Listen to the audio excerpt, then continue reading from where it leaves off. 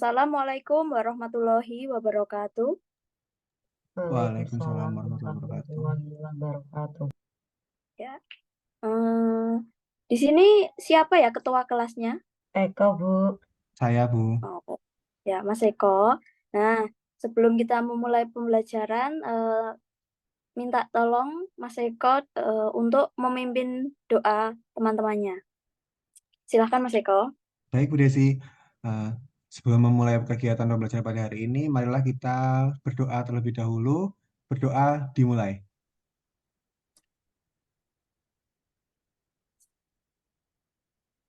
Berdoa dicukupkan. Nah, sudah siap untuk memulai pembelajaran? Sudah siap Ibu? Siap, Bu. Nah, ya, sebelumnya Ibu mau bertanya, bagaimana kabar kalian hari ini? Alhamdulillah baik Bu, Alhamdulillah walaupun Baik, kita lanjutkan saja. Baik, Ibu akan mengabsen kehadiran terlebih dahulu. Adakah yang tidak masuk hari ini, anak-anak? ada Ibu, Siapa yang tidak masuk ya? ada Diki nggak masuk Ibu, kurang tahu Oh, kenapa. oh Sepertinya Mas Diki. izin. Ya. Oh, izin. Iya Izin katanya, kenapa ya? katanya nanti izinnya disusulkan seperti itu Ibu. Sekarang ini kan bulan puasa. Maka dari itu, Ibu berpesan agar kalian selalu menjaga kesehatan, agar selalu lancar menjalankan ibadah puasa dan selalu semangat mengikuti kegiatan belajar mengajar. Oke, kalau begitu kita lanjutkan ya ke pembelajaran kita hari ini. Sebelumnya pada pertemuan minggu kemarin kita sudah belajar tentang apa? Itu Masih Bu ingat nggak? ada unsur-unsur berita, ada struktur Bu Desi. Oke, kalau begitu pada pembelajaran kita hari ini nanti kita akan belajar mengenai struktur dan unsur teks berita. Teks berita minggu kemarin kita sudah menyinggung sedikit tentang pengertian dan informasi mengenai apa itu teks berita. Nah, di sini Ibu ulas lagi ya tentang apa itu teks berita. Tolong Mas Eko dibacakan untuk teman-temannya. Baik Bu, apa itu teks berita? Teks berita adalah teks yang berisi tentang segala kejadian atau peristiwa yang baru saja terjadi dan sedang hangat diperbincangkan oleh masyarakat. Teks berita adalah teks yang isinya mengenai segala hal yang terjadi di dunia ini yang berupa fakta dan ditulis di media cetak, disiarkan di radio, ditayangkan di televisi, atau diunggah di situs. Jadi, berita merupakan suatu peristiwa yang benar-benar terjadi secara langsung yang bersifat faktual. Ya, jadi itu ya anak-anak mengenai apa itu teks berita. Jadi berita itu yang sedang hangat diperbincangkan oleh masyarakat atau kejadian yang sedang terjadi. Selanjutnya kita akan belajar tentang ciri-ciri berita. Nah, ciri-ciri berita itu ada beberapa poin. Yang pertama itu dapat dipercaya atau faktual, artinya berita tersebut harus memuat sebuah fakta yang nyata, bukan opini atau gagasan sang penulis. Nah, ini maksudnya apa? Berita itu harus faktual atau yang Ibu katakan tadi itu harus nyata. Jadi bukan hanya eh, apa itu sekedar imajinasi seorang penulis, tapi berita itu harus benar-benar terjadi. Jadi bisa dibuktikan kebenarannya, tempatnya harus ada, waktunya harus ada, kemudian orang-orangnya itu juga harus ada. Terus yang kemudian diterima di masyarakat. Nah, maksudnya berita diterima di masyarakat itu apa? Berita yang bisa diterima di masyarakat. Jadi berita itu juga tidak serta-merta hanya menampilkan sebuah berita, tetapi juga harus mengandung nilai-nilai baik yang dapat diambil oleh masyarakat. Contohnya berita tentang pendidikan, kemudian tentang politik, seperti itu ya. Nah, kemudian jelas, nah berita itu juga harus jelas, kemudian menarik, kemudian menggunakan kalimat sederhana, kemudian segera disampaikan. Nah, segera disampaikan di sini itu jadi berita itu kan adalah hal yang baru saja terjadi, atau maksudnya berita itu kasus yang sedang terjadi dan harus diberitakan. Jadi tidak menunggu besok atau lusa atau seminggu kemudian. Jadi misalkan berita itu terjadi hari ini, harus sesegera mungkin diinfokan kepada masyarakat luas. Itu yang dimaksud segera disampaikan. Dan yang terakhir, ciri yang terakhir itu ada terkini atau aktual. Ini hampir sama ya.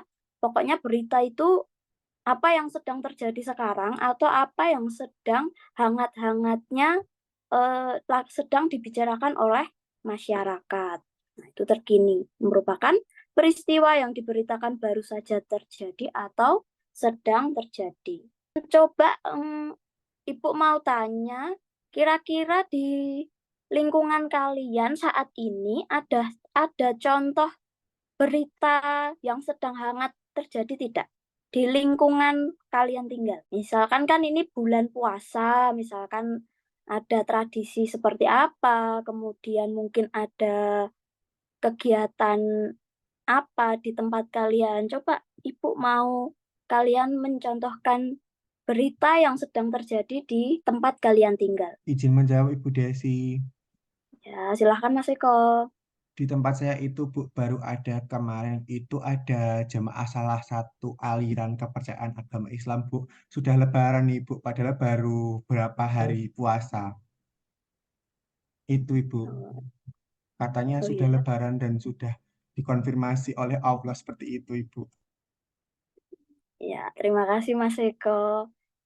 Ya, tadi Mas Eko menceritakan di daerahnya itu ada yang sudah lebaran. Nah, menurut saya kenapa itu menarik? Karena seharusnya itu kan berpuasa itu 30 hari ya, Bu.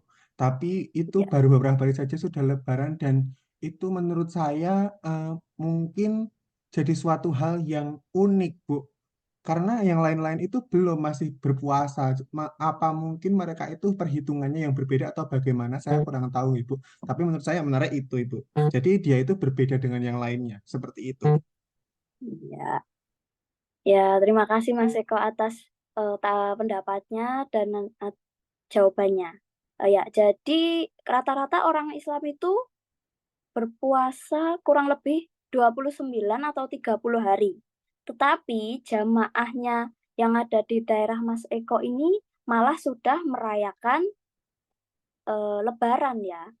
Nah, hal ini bisa dikatakan apa? Unik atau berbeda dari yang lainnya. Tapi kita tetap harus menghormati orang yang sudah melaksanakannya ya, karena kepercayaan kita kan berbeda-beda. Kita tidak bisa memaksakan kepercayaan kita untuk semuanya harus sama. Jadi kita sebagai warga masyarakat harus tetap menghargai kalaupun mereka sudah melaksanakan hari raya Lebaran ataupun sudah sholat Idul Fitri, itu kita harus tetap menghargai, tidak usah bagaimana ya, tidak usah memprovokasi kok di sana sudah Lebaran, tidak usah. Kita harus saling menghargai. Nah, selanjutnya kita akan mempelajari tentang struktur teks berita. Nah, ada 4 ya, jadi struktur teks berita itu ada judul berita, teras berita, isi berita, dan informasi tambahan. Nah, yang pertama itu berita itu pasti ada apa? Ada judulnya. Kalau berita tidak ada judulnya, bagaimana kita bisa mengenali berita? Judul itu biasanya ada di bagian mana? Paling Ayo. awal Ibu, kalau di koran di Paling awal, atas. paling atas menjorok ke tengah. Pokoknya paling atas yang tulisannya pasti biasanya lebih besar. Nah, kemudian ada teras berita. Jadi sebelum masuk ke dalam berita inti atau inti beritanya itu ada terasnya dulu. Jadi ada pembukaan sedikit. Nah, itu yang dinamakan teras. Kemudian isi berita. Nah, nanti diisi itu ada kejadian beritanya itu dituliskan di situ maupun dimasukkan di situ. Dan yang terakhir itu ada informasi tambahan. Nah, itu adalah informasi tambahan yang dimasukkan ke dalam berita. Itu bisa berupa pesan ataupun pesan yang ingin disampaikan oleh si pembuat beritanya. Ya.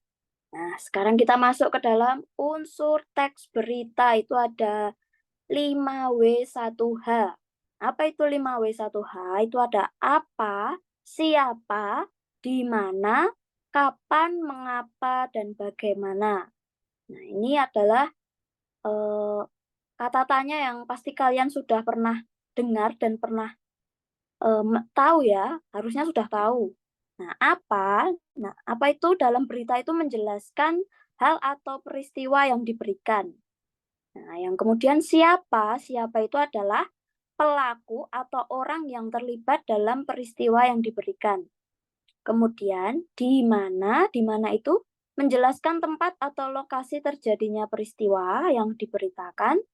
Kapan? Kapan itu menjelaskan waktu, bisa jam, hari, tanggal, tahun terjadinya peristiwa yang diberitakan. Kemudian mengapa?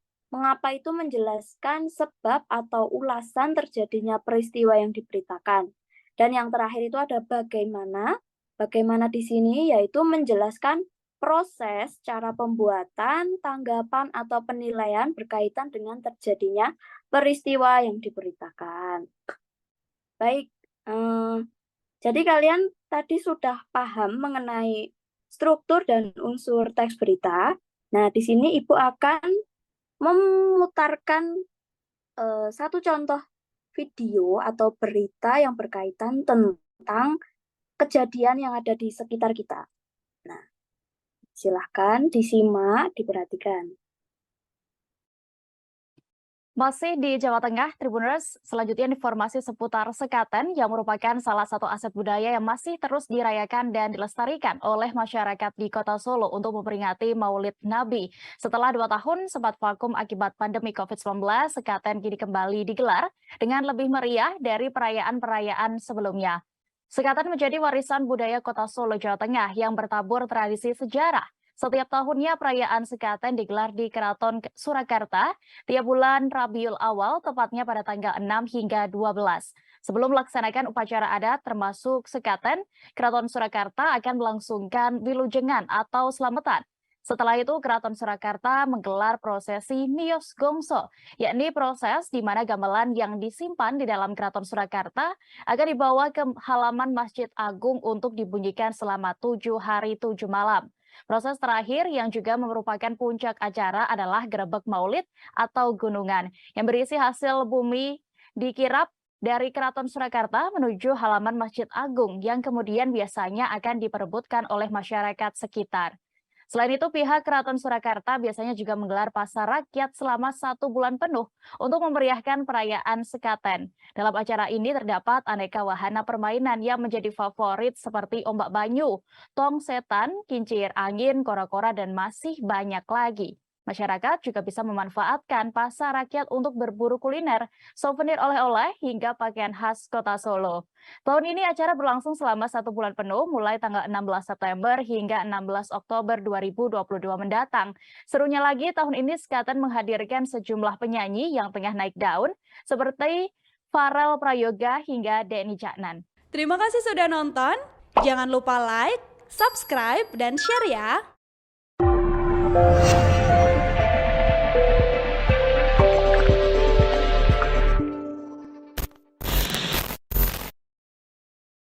Nah, anak-anak, tadi kalian sudah menyaksikan berita ya. Nah, tadi berita itu tentang apa? Tentang sekaten. Nah, sekaten itu kalian sudah pernah tahu atau pernah melihat sekaten? Pernah, Di sini Ibu. ada yang sudah, pernah. Nah, sekaten itu dilaksanakan untuk apa? Setahu saya peringatan hari kelahiran Nabi, Bu, Maulid Nabi seperti itu. Ya, untuk memperingati hari kelahiran atau Maulid Nabi Muhammad Shallallahu Alaihi Wasallam. Nah, biasanya sekaten itu diadakan di mana? Di itu, Bu, di alun-alun, seperti pasar rakyat seperti itu, Ibu. Ya, biasanya dilakukan oleh masyarakat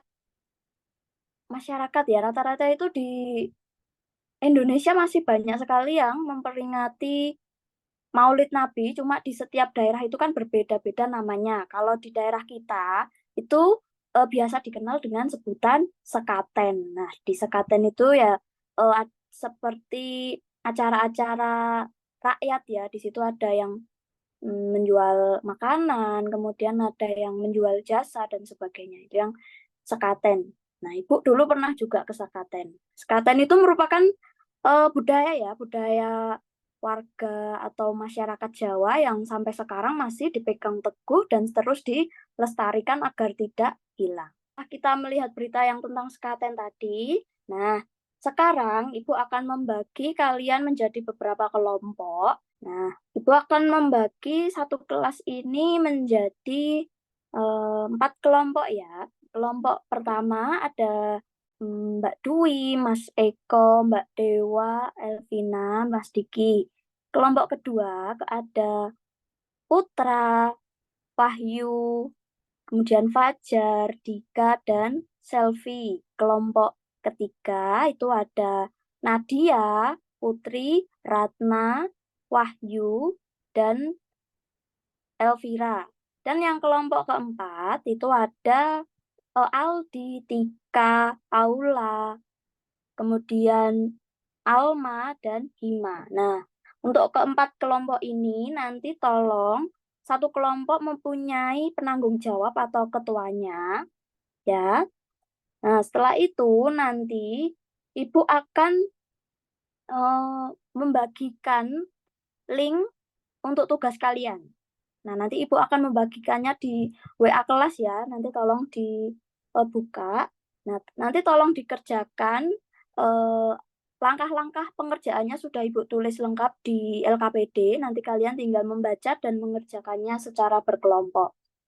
Nah, nanti kita akan membahas di pertemuan selanjutnya. Ya, anak-anak, untuk tugasnya sudah paham? Sudah, Ibu. Ya. Nanti kalau misalkan ada pertanyaan, nanti anak-anak bisa WA Ibu ya, nanti kalian bisa WA Ibu. Untuk pembelajaran pagi hari ini, ada yang mau ditanyakan dulu? Sudah cukup, Belum, Ibu. Ibu. Ya, belum ada. Ya, dari pembelajaran hari ini, kalian sudah mempelajari tentang apa saja tadi? Itu, Ibu, pengertian Unsur-unsur berita. berita. Unsur Ya, berita. pengertian, kemudian Unsur-unsur. ya Struktur. unsur-unsur, struktur, dan satu lagi tadi apa? Tadi sudah belajar berita-berita di lingkungan sekitar, Ibu. Ya, berita yang ada di lingkungan sekitar dan sekaten. Nah, jadi kesimpulan kita hari ini, jadi berita itu apa? Berita itu adalah peristiwa yang sedang hangat atau yang sedang terjadi di lingkungan kita. Ya, jadi berita itu sedang terjadi. Kalau begitu, Ibu berpesan untuk kedepannya kalian harus tetap semangat dalam belajar dan berprestasi. Walaupun hari ini kalian berpuasa, kalian masih tetap semangat untuk mengikuti pembelajaran Ibu hari ini. Terima kasih. Nah, untuk pembelajaran pagi hari ini Ibu cukupkan. Kita bertemu lagi minggu depan dan jangan lupa untuk tugasnya ya. Nah, Ibu akhiri. Wassalamualaikum warahmatullahi wabarakatuh. Terima kasih. Waalaikumsalam warahmatullahi Waalaikumsalam warahmatullahi wabarakatuh. wabarakatuh. Terima Terima kasih, kasih, Bu. Bu.